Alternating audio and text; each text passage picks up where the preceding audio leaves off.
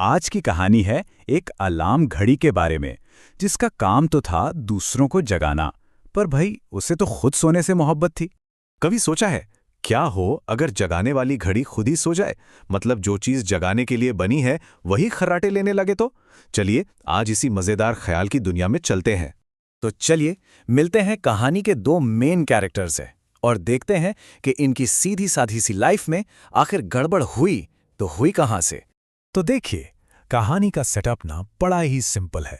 एक तरफ है टिंकू, जिसको सुबह ठीक 7 बजे स्कूल के लिए निकलना होता है, और दूसरी तरफ है उसकी भरोसेमंद अलार्म क्लॉक टिंग टोंग।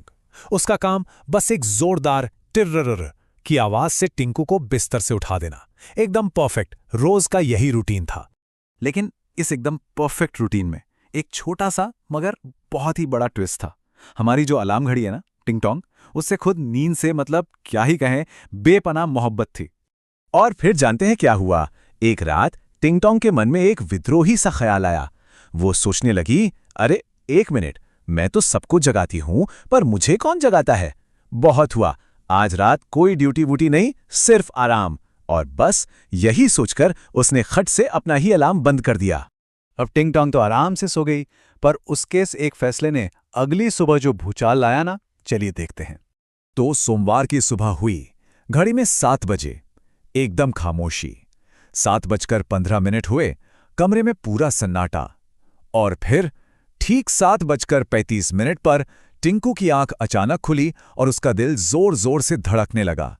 टिंकू ने घबराकर टिंग टोंग की तरफ देखा और पूछा, अरे तुम बजी क्यों नहीं? टिंग टोंग ने अंगड़ाई लेते हुए एकदम उनींदी सी आवाज में जवाब दिया, क्या आज संडे नहीं है? बस ये सुनना था कि टिंकू का तो पारा ही चढ़ गया। अरे बुद्धू घड़ी, आज मंडे है, मेरा मैथ्स का टेस्ट है। और बस यहीं से घर में असली भगदड़ शुरू हो गई। अब जरा टिंकू की हालत सोचिए। नहाना? अरे भूल जाओ। नाश्ता? उसका तो टाइम ही नहीं है। बाल ऐसे खड़े थे जैसे किसी ने बिजली का झटका दे दिया हो। और सबसे मजेदार बात, एक पैर में स्कूल का जूता था तो दूसरे में घर की चप्पल। बस इसी अवतार में बेचारा भागा। लेकिन किस्मत शायद उस दिन साथ नहीं थी। जब तक टिंकू हाफते कांपते स्कूल पहुंचा, मेन गेट बंद हो चुका था। मैथ्स का टेस्ट तो गया हाथ से। उसे वापस घर भेज दिया गया और अब उसका गुस्सा टिंग टोंग पर 7वें आसमान पर था। तो इसके बाद शुरू होता है कहानी का अगला हिस्सा, मतलब टिंग टोंग का प्रायश्चित वाला चैप्टर। अपनी गलती पर उसे बहुत शर्मिंदगी हुई और उसने कसम खाई कि सब ठीक कर देगी, पर अपने ही जरा हटके अंदाज में। टिंकू की डांट बेचारी टिंग टोंग के सीधे दिल पर लगी। उसे अपनी गलती का पूरा एहसास हुआ और उसने टिंकू से वादा किया, मुझे माफ कर दो टिंकू, मैं वादा करती हूं मैं इसका बदला जरूर लूंगी। और भाई बदला भी ऐसा लिया कि शायद पूरा मोहल्ला याद रखेगा। अगली सुबह ठीक सुबह के 4 बजे टिर्र। थोड़ी शांति हुई ही थी कि 5 बजे फिर से टिर्र, फिर 6 बजे और फिर 6:30 बजे। टिंकू तो क्या, आस पड़ोस के लोग भी अपने अपने बिस्तर से उछल पड़े। घर में तो जैसे कोहराम मच गया। टिंकू के पापा चिल्लाए, अरे भाई सुबह के 4 बजे ऐसी कौन सी जंग जीती जा रही है? घर का डॉगी भी कंफ्यूज हो गया कि हो क्या रहा है और बस भौंकने लगा। और हमारा बेचारा टिंकू, जो हर घंटे जागने पर मजबूर था, उसने अपनी आधी खुली आंखों से बड़बड़ाते हुए कहा, टिंग टोंग, तुम अलार्म घड़ी हो या सुबह सुबह की डीजे बन गई हो? अच्छा, तो इस सारी डांट फटकार और सुबह के हंगामे के बाद कहानी अब अपने अंजाम की तरफ बढ़ती है। और अंजाम भी ऐसा जहां दोस्ती और कामयाबी दोनों ने एक साथ दरवाजा खटखटाया। तो इस म्यूजिकल मॉर्निंग का नतीजा क्या निकला? अरे नतीजा तो शानदार था। टिंकू को सुबह सुबह मैथ्स टेस्ट की तैयारी के लिए इतना सारा वक्त मिल गया। वो स्कूल गया, एकदम बढ़िया टेस्ट दिया, और पता है जब रिजल्ट आया तो क्या हुआ? वो क्लास में फर्स्ट आया।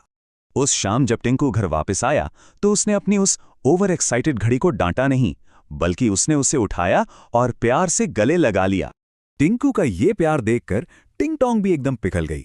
उसने शर्माते हुए कहा, पक्का वाला प्रॉमिस, अब से सिर्फ एक ही बार बजूंगी, लेकिन हाँ, वो एक बार इतना जोरदार होगा कि याद रखोगे।